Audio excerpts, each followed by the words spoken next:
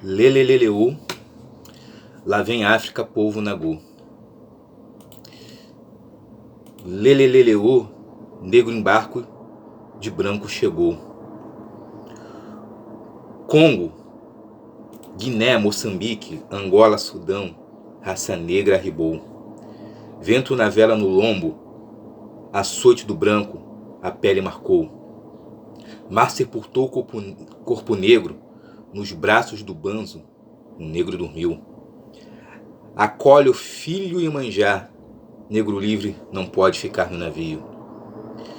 Pisando na América Índia, no porto é vendido escravo ao senhor. Tendo perdido sua terra, venderam sua nega, perdeu seu xodó. Pelo de cana chibata, senzala castigo, negro aguentou. Oxalá é Jesus Cristo, rezou diferente, o branco forçou. Resiste um negro ao tirano, quilombo criando é a libertação. Luta zumbi com a sua gente, regando o abrolho da nova nação. Negro criou a história, ficou na memória, cultura Brasil. Levanta, povo africano, tua garra mostrando, tua gana, teu bril. Negro livre, não tem mais senhor. Saudações a todos que estão assistindo esse vídeo. Eu sou Wallace Porto, sou estudante do CEDERJ, no Polo de Miguel Pereira, licenciatura em História pela Unirio.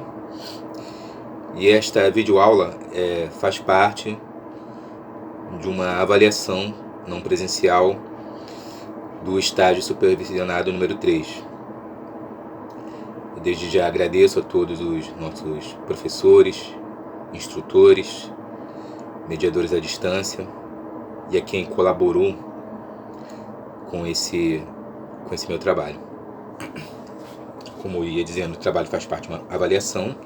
Não garanto a qualidade do vídeo, né? Espero que quem assistir e quem avaliar seja compreensivo. Pois bem, eu iniciei essa aula trazendo aqui uma música pouco conhecida de um cantor católico conhecido como Zé Vicente. Trata-se de um cantor católico seguidor da metodologia das comunidades eclesiais de base e também da teologia da libertação. Essa minha pequena videoaula, ela vai apresentar, deixa eu só me orientar aqui, né? Ela vai apresentar o segmento do projeto que eu coloquei na minha segunda avaliação. Na avaliação, né, o plano de aula falava sobre a questão de como se deu o processo abolicionista e que teve seu ápice, né, com a assinatura da Lei Áurea pela Princesa Isabel no ano de 1888. Se nós avaliarmos bem, quem é bom de matemática, 1888, são cerca de 122 anos, se não me engano. Historicamente, na linearidade da história, 122 anos não é tanto tempo. E a grande questão, inclusive trazendo essa música, é agora, a partir do estudo da abolição, fazer uma aula onde a gente possa estudar o que aconteceu depois e o que acontece nos dias atuais. A questão também, a grande importância, o grande âmago, a grande hermenêutica dessa aula que eu estou fazendo agora, é esclarecer um outro ponto que foi estudado no estágio supervisionado número 3, que foi a questão da interdisciplinaridade. É então necessário, primeiro, lembrar que a educação, o processo educacional não consiste tão simplesmente em transmitir um conhecimento. É necessário levar o aluno, o educando, a entender que aquele processo educacional pode mudar sua vida, mudar sua mente, sua forma de pensar, livrá-lo das amarras e da escravidão do senso crítico, do senso comum, despertar para o senso crítico. E o processo interdisciplinar significa justamente unir uma ciência com a outra, uma disciplina com a outra, e a história, ela torna isso muito possível. Isso é muito peculiar, muito singular, muito espontâneo na história. Porque quando nós conhecemos a história do nosso país, a história da nossa cidade, nós entendemos melhor a nossa antropologia, a nossa sociologia, a nossa política, nossa cultura, nossa religiosidade e até mesmo a nossa economia.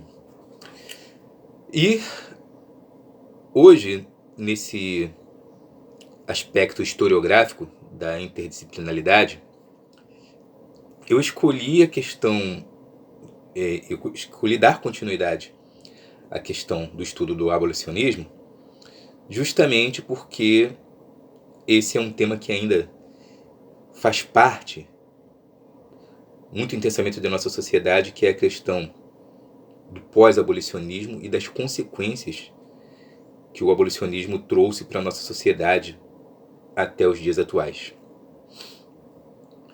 Então, nós vamos relembrar aqui que o Brasil ele sofreu dois períodos escravistas. O primeiro, nós sabemos, foi o período escravista que ocorreu entre os séculos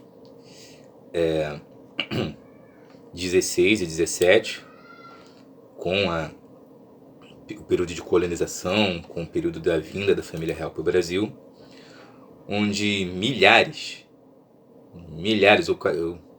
ou mais, né, de africanos foram saqueados, a verdade é essa, e vieram traficados, principalmente pela elite portuguesa, aqui para o Brasil. E um ato de violência, claro, mas a partir das leis que ocorreram vindouras depois do século XVIII, XIX, o tráfico negreiro, o tráfico de escravos negros no mar foi proibido. Então o Brasil entra num segundo processo escravista, que é a manutenção dos chamados escravos da terra.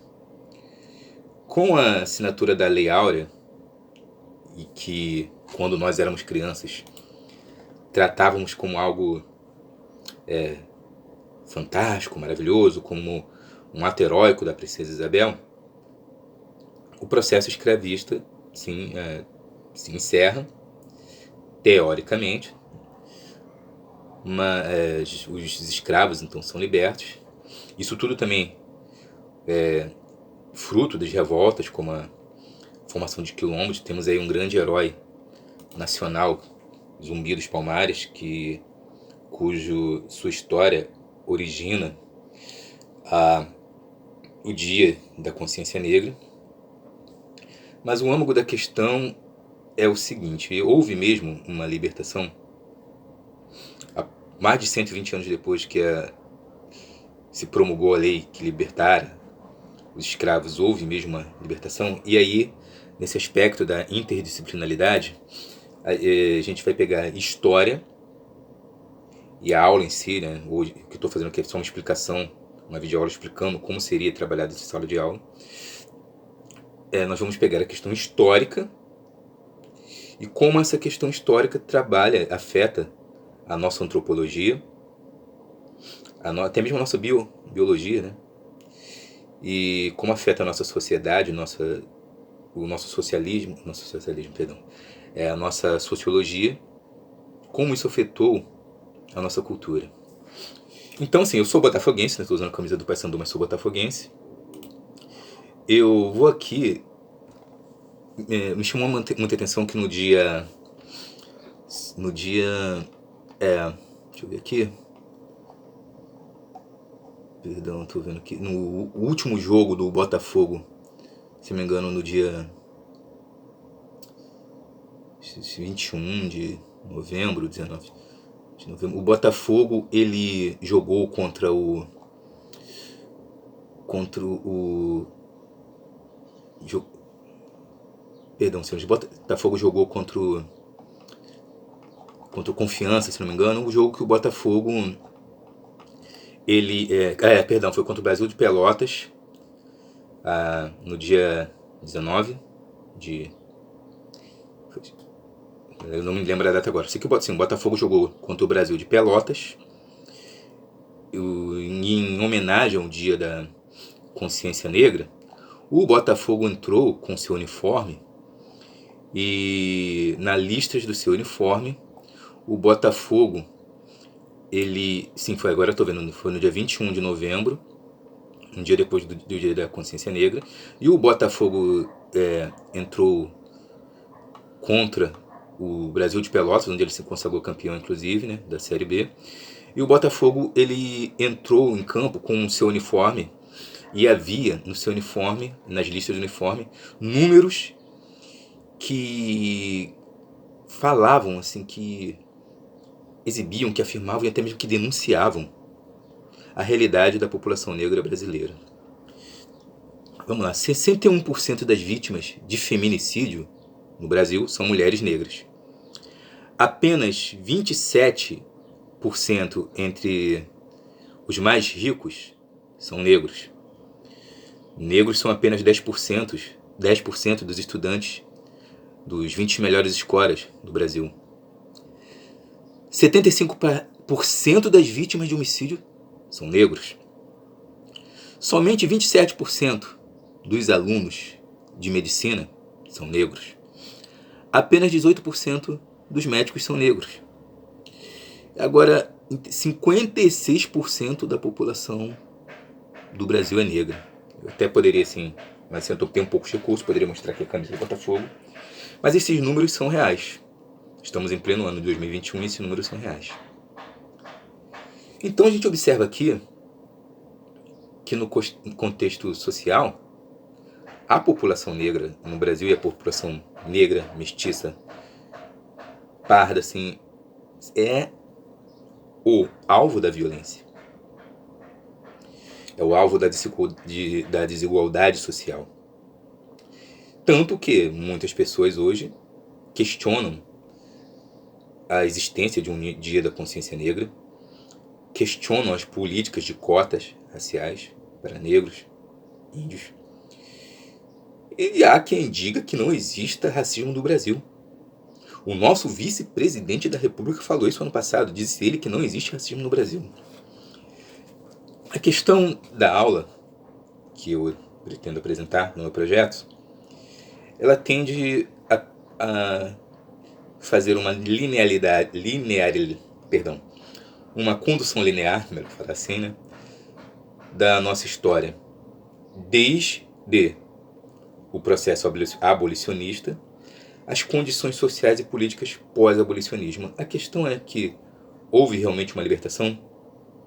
Ou simplesmente disseram, vocês não são mais escravos, mas se virem. No meu plano de aula, um dos meus projetos seria apresentar um vídeo documentário feito no canal Nostalgia pelo youtuber Felipe Castanhari, com a ajuda do cantor Rael, e esse documentário explica o que aconteceu. A questão é, pós-abolicionismo, a população negra, a população escrava, estava à mercê da própria sorte. Não havia dinheiro, não havia emprego, não havia condições sociais, não havia amparo, não havia assistência. E havia um processo de, mais do que preconceito, assim, de eugenia, em que os negros eram considerados inferiores, eram considerados sujos, baderneiros, e a cultura europeia ainda era muito presente na sociedade brasileira, dizendo que o branco era superior. Houve um processo, então, de uma ideia de embranquecimento da pele. Isso gerou, né, a nossa miscigenação, mestiçagem na nossa raça.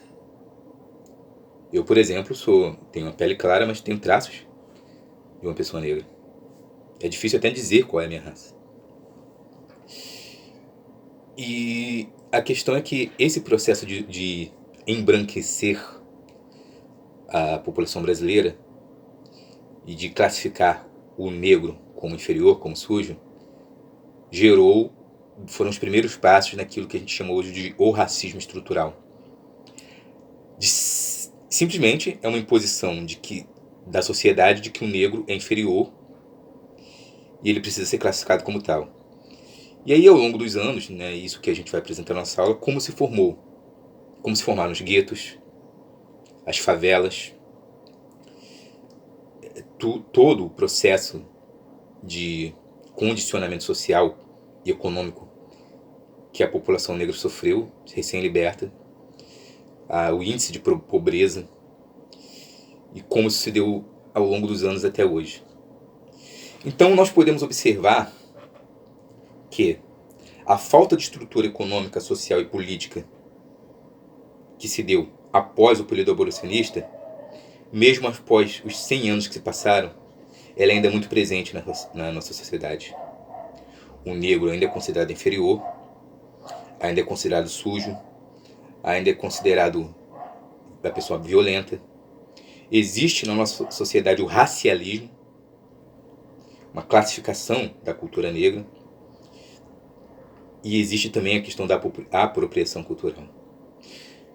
Então, o âmago da nossa aula é justamente trabalhar a interdisciplinaridade da história e da antropologia e da sociologia e da política, e entender que mais de 120 anos depois, após o abolicionismo, mais de 500 anos após a nossa colonização brasileira, o racismo estrutural existe na nossa sociedade. Os números descritos na camisa do Botafogo são atuais. Os negros são vítimas de violência. As mulheres negras são vítimas de feminicídio. E a população negra ocupa cada vez menos espaço na sociedade. A parte de cultura, a parte de estudos, assim dizendo, a parte de oportunidades para exercer certas funções na sociedade ainda é negada aos negros. Violência, barreiras que impedem a ocupar as melhores posições sociais, perseguição, rótulos, até mesmo a religião de matrizes africanas, que ainda hoje os classifica como adoradores de demônios, sendo que o tal diabo nem existe no candomblé. Então essa videoaula que eu estou colocando aqui hoje é um projeto que seria colocado em sala de aula para que os alunos pudessem debater o contexto histórico e social do racismo estrutural, mas acima de tudo, a ideia principal é que os alunos possam alcançar uma conscientização de que se o racismo estrutural existe, a nossa história precisa ser mudada, a nossa sociedade precisa ser mudada. E isso só vai acontecer através da educação, da união e do bom senso. Eu agradeço mais uma vez, estou encerrando aqui o vídeo, e deixo essa mensagem: racismo é crime, é falta de caráter.